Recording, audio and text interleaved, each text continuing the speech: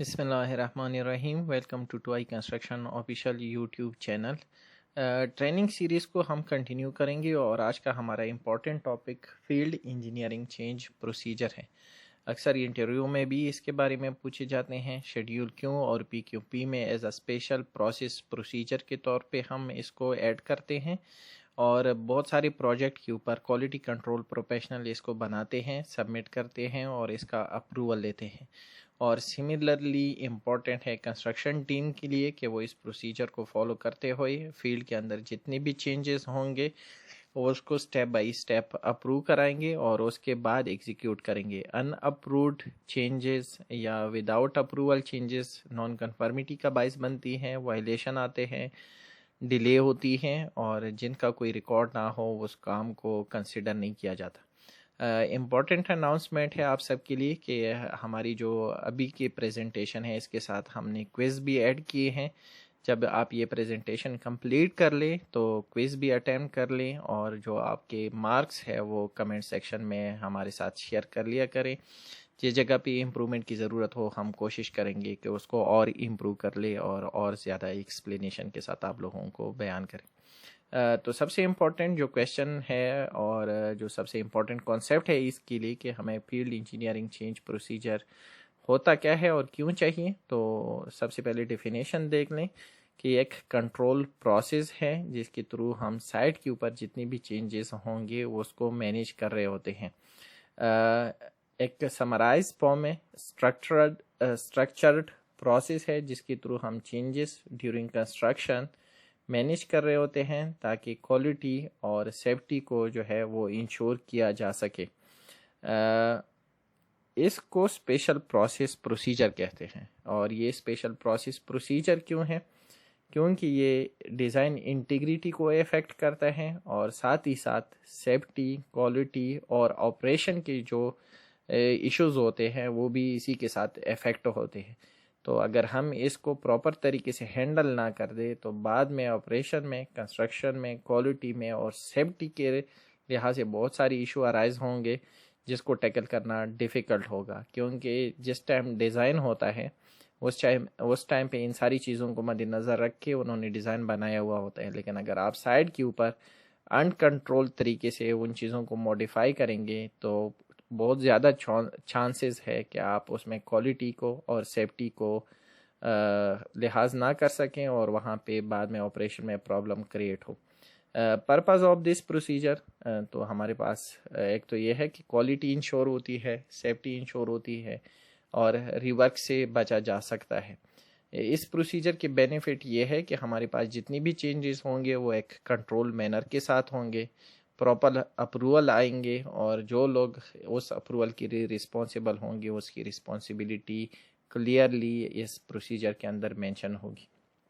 Responsibility में जो field engineer हैं, चाहे वो सिविल का हो, इलेक्ट्रिकल का हो, मैकेनिकल का हो, सब पे एप्लीकेबल है ये प्रोसीजर और एक कॉमन प्रोसीजर है इन डिफरेंट डिसिप्लिन। तो सबको सेम किस्म की रिस्पॉन्सिबिलिटी लेनी है।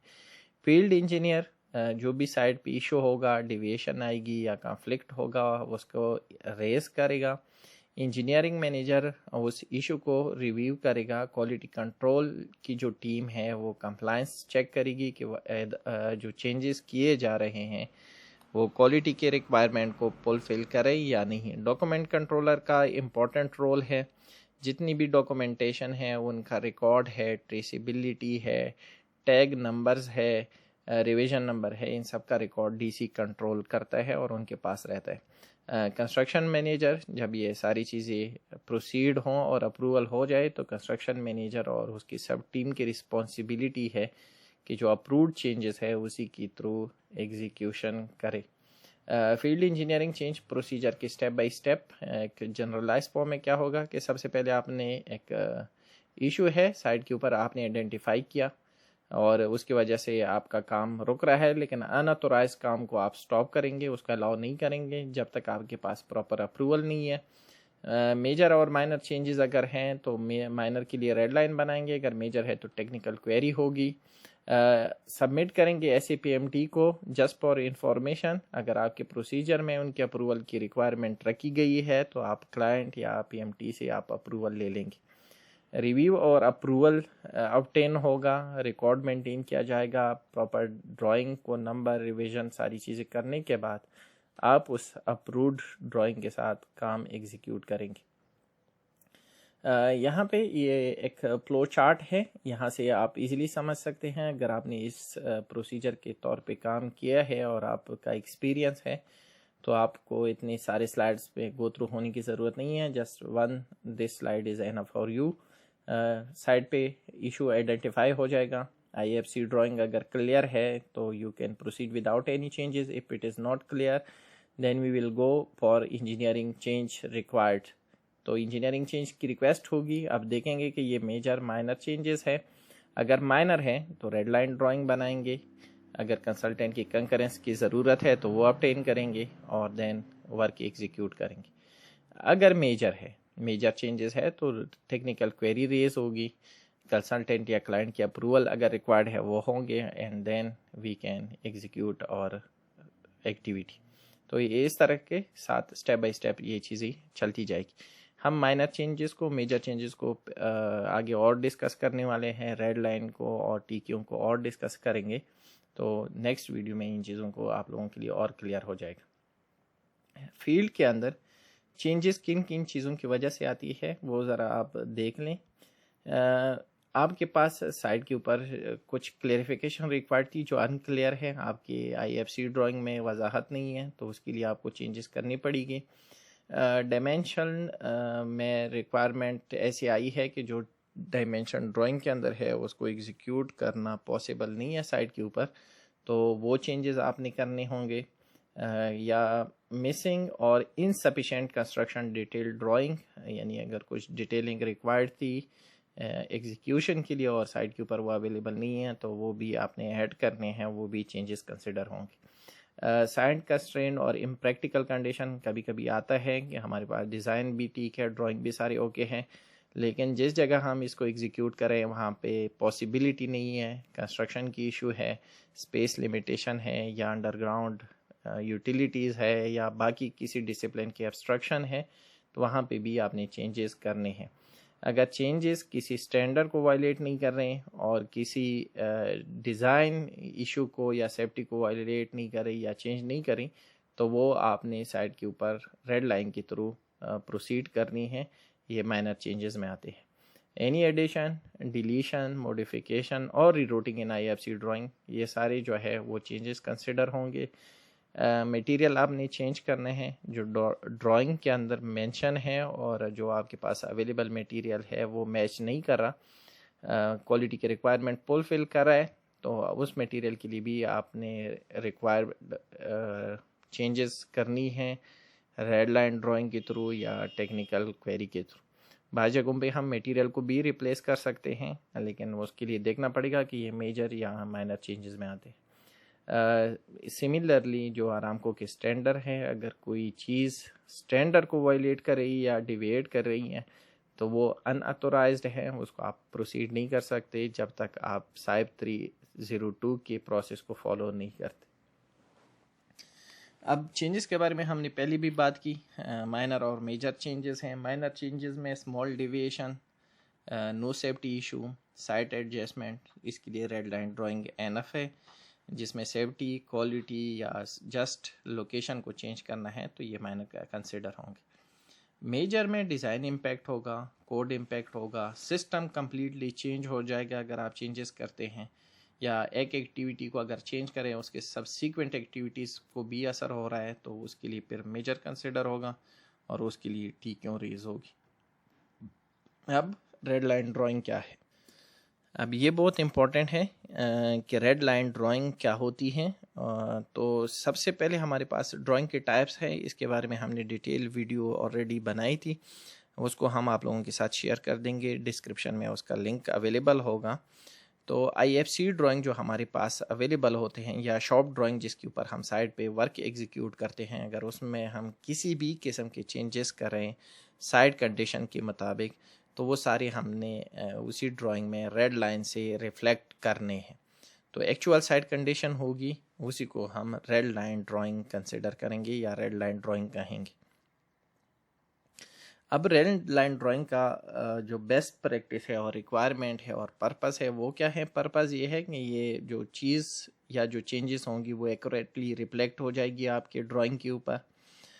जब बाद में हम एज बिल्ट ड्राइंग सबमिट करेंगे क्लाइंट को कंप्लीशन के बाद, तो वो एज बिल्ट ड्राइंग के लिए हमारे पास एक ट्रेसिबल रिकॉर्ड होगा। ट्रेसिबिलिटी और मॉडिफिकेशन की इंश्योरिटी होगी कि हमारे पास ये चीज़ें हमने चेंज की थी और एक फॉर्मल वे के साथ चेंज की थी। जिन चीज़ों की अप्रूवल हमें मिल गई थी तो बाद में जो मेंटेनेंस वगैरह की रिक्वायरमेंट होगी वहाँ पे भी ये हमें सपोर्ट करेगा। मार्क लाइन ड्राइंग क्लियर होनी चाहिए, जितनी भी डायमेंशन है, नोट्स है या रिवीजन है वो क्लियरली मेंशन हो रेड लाइन के ऊपर। जो भी चेंजेस है वो टीक्यू या रेड लाइन के थ्रू अप्रूव्ड हो। क्लीन ड्राइंग बनानी चाहिए और सिमिलरली इंजीनियरिंग और क्वालिटी कंट्रोल डिपार्टमेंट के साथ अप्रूवल लाजिम होगा। और सिमिलरली जो मिस्टेक्स होते हैं जिसको अवॉइड करना इजी है वो ये है कि आप इनकम्प्लीट मार्कअप यानी रेड लाइन ड्राइंग नहीं बनाएं। कोशिश करें कि जितनी ज़्यादा डिटेलिंग हो वो उसमें आप ऐड कर सकें।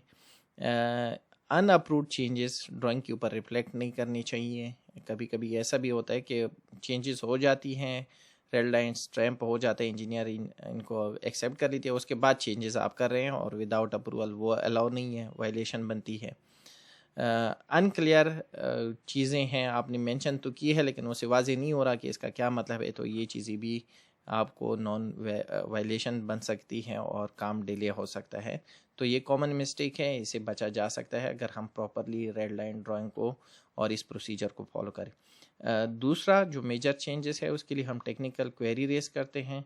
ये एक फॉर्मल डॉक्यूमेंट है। अब यहाँ पे ये जो 3 चीज़ें लिखी हुई है यहाँ से आपको क्लियर हो जाएगा कि हमें टीक्यू कहाँ कहाँ ज़रूरी है।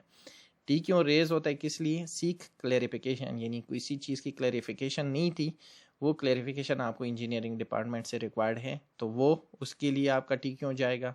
रिजॉल्व डिस्क्रिपेंसीज, यानी दो डिफरेंट डिसिप्लिन वालों के दरमियान किसी चीज़ में मसला आ रहा है या सिविल की किसी स्ट्रक्चर को मॉडिफाई करना है, मैकेनिकल की रिक्वायरमेंट है लेकिन इंजीनियरिंग डिज़ाइन आपको अलाउ नहीं करती कि उसको मॉडिफाई करें, तो इस तरह की चीज़ों के लिए भी आपने टीक्यू रेज करना है ताकि वो इशू रिजॉल्व हो।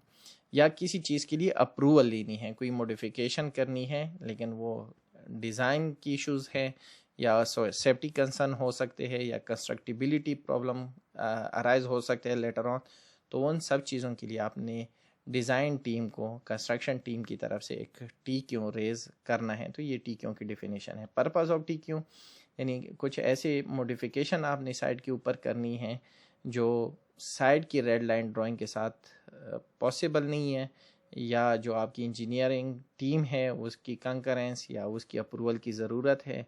बाज़ जगहों पे आपकी इंजीनियरिंग या डिज़ाइन की कैलकुलेशन रिक्वायर्ड होती हैं, तो उन सब चीज़ों के लिए आप टीक्यू इनिशिएट करेंगे। और ये इसलिए इनिशिएट होता है कि हम एक प्रॉपर अप्रूवल ऑब्टेन करें। डिज़ाइन कैलकुलेशन अगर रिक्वायर्ड होगी तो वो डिज़ाइन कैलकुलेशन भी कर देंगे और इसी के साथ साथ आपके साइट के ऊपर जो भी मॉडिफिकेशन होगी उसका सलूशन भी मिल जाएगा और अप्रूवल भी मिल जाएगी और आप उसको प्रोसीड कर सकते हैं। बेस्ट प्रैक्टिस यही है कि कोई भी चीज़ आपने चेंज करनी है, जब तक आपके पास उसका प्रायर अप्रूवल नहीं है उसको आप चेंज ना कर दें। टीक्यू के अंदर जो डिस्क्रिप्शन आप लिखते हैं वो क्लियरली मेंशन हो, जिस डॉक्यूमेंट को आप मॉडिफाई कर रहे हैं उसका रेफरेंस क्लियरली वहाँ पे मौजूद हो। अगर स्केचेस हैं या आपने कुछ रेड लाइन ड्राइंग बनाए हैं तो वो वहाँ पे होनी चाहिए। अगर आपके पास कोई सलूशन है या कोई अल्टरनेटिव आपके पास सलूशन अवेलेबल है तो वो भी आप प्रपोज कर सकते हैं और इसका लॉग मेंटेन किया जाना चाहिए और इसके टैग नंबर या रिवीजन नंबर ये सारे हों ताकि प्रॉपर कम्युनिकेशन के थ्रू आप सब स्टेक होल्डर से उस चीज़ के बारे में मालूमात ले सकें। टिपिकल कॉन्टेंट ऑफ टीक्यू, तो ये एक प्रोजेक्ट एंड डॉक्यूमेंट रेफरेंस होना चाहिए। जो भी आप टीक्यू इनिशिएट करेंगे तो ये उसके कंटेंट है। Description of issue, location, area, tag या कोऑर्डिनेट जो भी ज़रूरी होंगे वो आपने मेंशन कर देने हैं। सपोर्टिंग डॉक्यूमेंट के तौर पे अगर कोई ड्राइंग है, फोटोज़ है या कोई स्केच है तो वो लगाना है। अगर आपके पास कोई अल्टरनेटिव सोल्यूशन अवेलेबल है या मौजूद है तो वो रिकमेंडेड है कि आप वो भी उसके साथ ऐड कर दें। और जो रिस्पॉन्स आपको रिक्वायर्ड है, अर्जेंट है या डिले किया जा सकता है, या जिन जिन लोगों से आपको अप्रूवल या रिव्यू रिक्वायर्ड है, तो वो आप अपनी टीक्यू में मेंशन करेंगे ताकि कंसर्न डिपार्टमेंट आपको टाइमली रिस्पॉन्ड कर सके सेम इशू के लिए। ये कुछ इंपॉर्टेंट टॉपिक है, जो लोग क्वालिटी प्रोसीजर बनाना चाहें तो ये उसके लिए हैं। आप लोग खुद रीड कर लें और इसे हेल्प लेके अपना प्रोसीजर बना सकते हैं। अब फील्ड इंजीनियरिंग चेंज प्रोसीजर का जो वर्क फ्लो है वो इस डायग्राम के अंदर मौजूद है। इसको हमने पहले भी डिफ़ाइन किया। ये डायग्राम आपके लिए एनफ है अगर आप इस पूरी प्रोसेस को समझते हैं कि हम मेजर और माइनर चेंजेस को कैसे प्रोसीड करेंगे। अब यहाँ पे ये इंपॉर्टेंट चीज़ें हैं, ये बाद में हम इसके एक्चुअल एग्जांपल भी पढ़ेंगे। अगर आपने रेड लाइन ड्राइंग बनाना है और रेड लाइन ड्राइंग चूँकि आपके IFC ड्राइंग के नंबर्स ऑलरेडी अवेलेबल होते हैं तो उसको आप अल्फ़ाबेट एक ऐड कर देंगे तो ये आपका एक रिवीजन नंबर 1 हो जाएगा। फिर आपने उसमें कोई मॉडिफिकेशन की, फिर एक दूसरा अल्फ़ाबेट आपने ऐड कर दिया। तो इस तरह से ये अब तीनों डॉक्यूमेंट जो है ये ओरिजिनल डॉक्यूमेंट है। पहले आपने चेंजेस की तो ये बन गया, यानी रिवीजन 1A बन गया। फिर आपने चेंजेस की तो रिवीजन 1B बन गया। इस तरह से अगर आप इसको लॉग में रिकॉर्ड करेंगे या अपने पास सेव करेंगे तो इसकी ट्रेसिबिलिटी बहुत आसान होगी। जो डेट आपने मेंशन करने हैं, जो यहाँ पे फॉर्मेट है, पहले ईयर, मंथ, डे या जो भी फॉर्मेट आपके साइटों के ऊपर एप्लीकेबल है उसके साथ आपने ये लिखने हैं। रिवीजन नंबर लिख देना है, कोड लिखनी है, आईडी बहुत ज़रूरी है। तो ये इसलिए यहाँ पे एक एग्जांपल के तौर पे आप लोगों को मेंशन किया। अटैचमेंट इस प्रोसीजर के पास जो होंगे, टेक्निकल क्वेरी का अप्रूव्ड फॉर्म होगा जो आपके PQP का भी पार्ट होगा या इस प्रोसीजर के लिए स्पेसिफिकली होगा। Field engineering change evolution form, next video में हम इसको डिटेल से पढ़ेंगे, जो हमें क्लियर करता है कि हम मेजर और माइनर चेंजेस को किस तरह इवोल्यूएट करेंगे। फील्ड इंजीनियरिंग चेंज यानी रेड लाइन मार्कअप ड्राइंग का लॉग फॉर्मेट वो आपका इस प्रोसीजर के साथ अटैच होगा। और सिमिलरली फील्ड इंजीनियरिंग चेंज यानी TQ का लॉग, ये किस तरह से होते हैं। Field engineering change evolution form for example के तौर पे ये एक फॉर्मेट है, ये दूसरा है। इस तरह हम ये फॉर्म बनाएंगे जिसके थ्रू हम इवोल्यूएट करेंगे कि चेंजेस मेजर है या माइनर। टेक्निकल क्वेरी का फॉर्म है जिसमें हम रिक्वेस्ट करेंगे और नीचे उसके रिस्पांस का पोर्शन होगा। ये दूसरी टाइप का एक फॉर्मेट है। सिमिलरली जो field engineering changes red line drawing है उनका लॉग है, और सिमिलर हमारे पास TQ की लॉग का फॉर्मेट है। इसको आप तो मॉडिफाई करके अपने हिसाब से बना सकते हैं। तो ये सारी चीज़ें आपकी इस प्रोसीजर का पार्ट होगी। आप लोग वीडियो प्रेजेंटेशन के बाद लाजमी क्विज को अटेम्प्ट कर लें, और जो भी जहाँ पे भी आप लोगों को इशू है, कोई क्वेश्चन है, कमेंट सेक्शन में हमसे पूछ सकते हैं। Thank you.